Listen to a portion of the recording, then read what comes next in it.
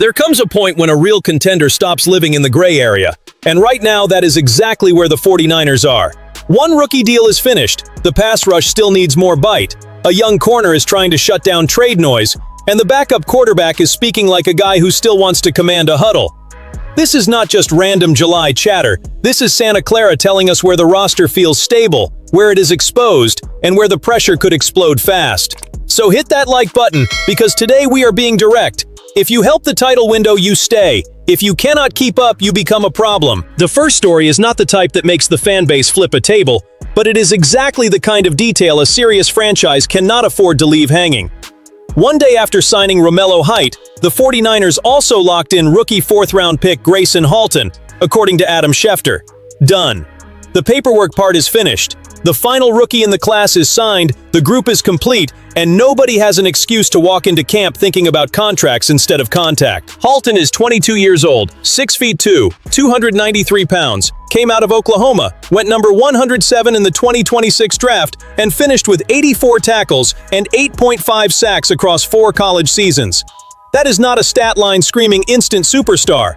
But honestly, that is not the point here. The point is fit, value, and role. A lot of people viewed Halton as a third or fourth round player, so landing that profile where San Francisco got him feels like a smart swing. The kind that does not control national headlines today, but can matter when the rotation starts begging for fresh legs. And here is the part I want to see without turning it into some fairy tale.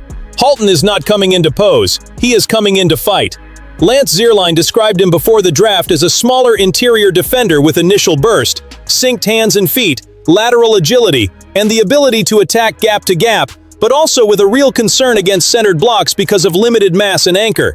Translation for the faithful: there is talent there to disrupt the offensive line, but he has to prove he can survive when an NFL guard drops weight on him and tries to wash him out of the play. That is why this contract only opens the door. The real test is the rotation with Osa Odigizua, CJ West, and Alfred Collins. If Halton becomes just another body, fine, whatever. But if he turns into that mobile, energetic tackle who can work stunts, threaten the edges of guards, and mess with pocket timing, San Francisco gets a nasty, useful, aggressive piece. And this roster needs that badly. Because in January, draft value only matters if it turns into pressure on the quarterback. That is where the conversation stops feeling comfortable.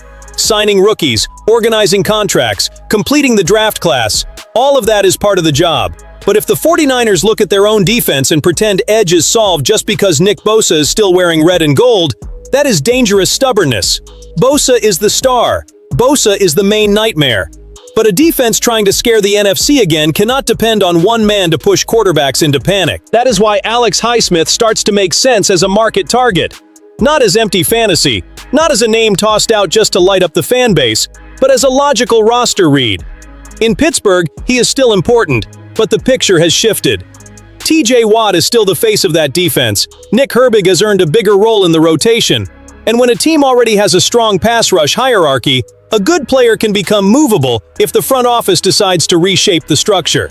And if that player is Highsmith, John Lynch needs to be on the phone before another contender wakes up. That is the kind of move that separates an aggressive team from a team that sits around waiting for the perfect price while the window keeps getting tighter.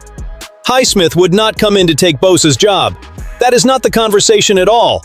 He would come in to stop every opposing offensive plan from starting the same way. Double Bosa, chip Bosa, slide protection toward Bosa, and dare the rest of the line to win one-on-one. With Highsmith on the other side, the math changes. The opposite tackle does not sleep easy. The offensive coordinator has to pick his poison. The quarterback feels both edges coming alive. Yes, a trade would cost something. Pittsburgh is not handing over a productive edge out of kindness. A package with draft picks, maybe a high mid-round selection depending on how open the Steelers really are, could be on the table. But real talk, the 49ers are not building this roster just to look clean on a spreadsheet. They are trying to compete for a Super Bowl. And when you are competing for a Super Bowl, certain needs cannot stay stuck in wait-and-see mode. Edge is not a luxury in Santa Clara right now. It is a need that is screaming. Romello Height can help. Young players can grow, the interior line can improve, but serious contenders do not live on hope alone. Highsmith would bring experience, production, burst, and real pressure. If he is within reach, the question is not whether San Francisco should make a call. The question is how aggressive San Francisco is willing to be to turn a good defense into one that wrecks an opponent's entire game plan. The next story is one of those that gets under your skin because the NFL loves burying young players before asking whether the environment actually helped them. Renardo Green has been tied to rumors, trade suggestions, and talk that the 49ers could put him on the market before the 2026 season. And I get why part of the fan base is impatient. There were ups and downs. There were ugly moments. That benching in the playoff loss to Seattle stuck in a lot of people's heads. But turning that into a final verdict? Slow down. A second-year player is not expired goods. John Lynch and Kyle Shanahan publicly backed Green during the offseason, and Shanahan explained why that substitution happened in January. That matters because if the plan was simply to give up on him, the public tone probably would have sounded different. But the most interesting part is not even the press conference. It is the coordinator change. Raheem Morris arriving could be exactly the kind of turn that changes the career of a physical corner who may have been stuck in a usage that did not show his best traits. Green had growing pains in 2025, yes. Nobody needs to pretend it was all beautiful. But there were positive signs too. The completion percentage he allowed dropped almost 5 points from the 60% mark of his rookie year. He allowed only 1 touchdown in coverage after giving up 3 in 2024, and opposing quarterback rating dropped by more than 8 points. That is not dominance, but it is progress. And progress at cornerback has to be handled intelligently, because the position is brutal. One mistake shows up for everybody. A good coverage rep that forces the quarterback to look elsewhere barely gets celebrated. With Morris, the read gets more aggressive.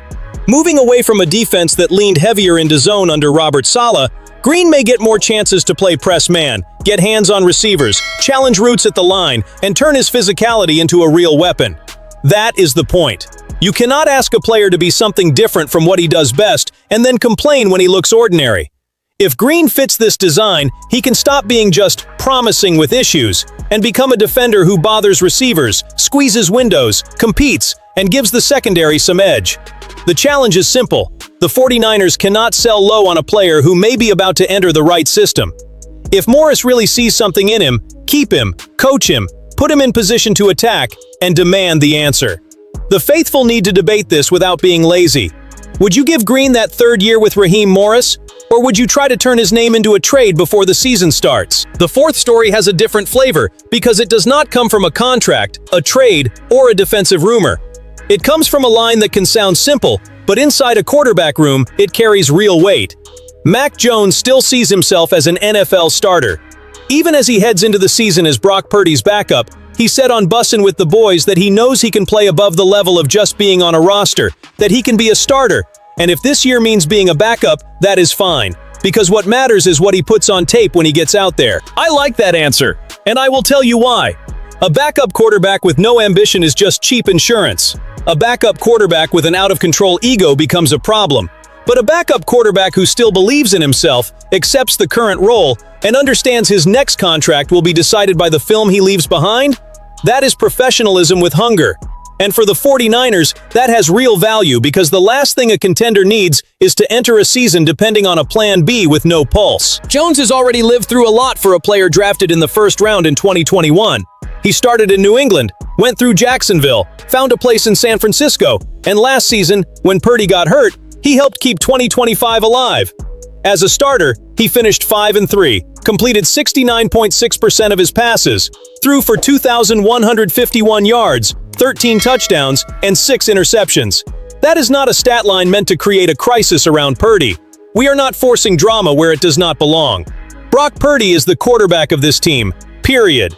But those numbers do explain why other teams looked at Mac Jones as a possible trade piece. The strategic side gets ignored too often. If Jones plays well again when called on, San Francisco wins either way. They get immediate protection for the season. They get a prepared quarterback inside the building. They get someone who understands the system, works with Shanahan, can keep the offense steady in an emergency, and could still draw market interest in 2027 when his contract runs out. That is roster management. That is turning a delicate position into an advantage. But there is pressure too. Mac can not only talk like a starter, when he gets snaps, he has to play clean, fast, decisive football without turning ambition into anxiety. Because in Santa Clara, the standard is harsh. If you are behind Purdy, your job is to protect the season, not become a distraction. And honestly, the best version of this is simple. Mac Jones practices like a starter, accepts the backup role, raises the level of the room, and stays ready for the moment the phone rings. That does not threaten the 49ers. That makes the 49ers stronger. The way this all lands is pretty harsh. The 49ers are not in curiosity mode. They are in accountability mode. Halton being signed completes the class, but now he has to become useful. Highsmith represents the kind of aggressive call a contender should make. Renardo Green deserves to be judged inside the right fit, not burned by early noise.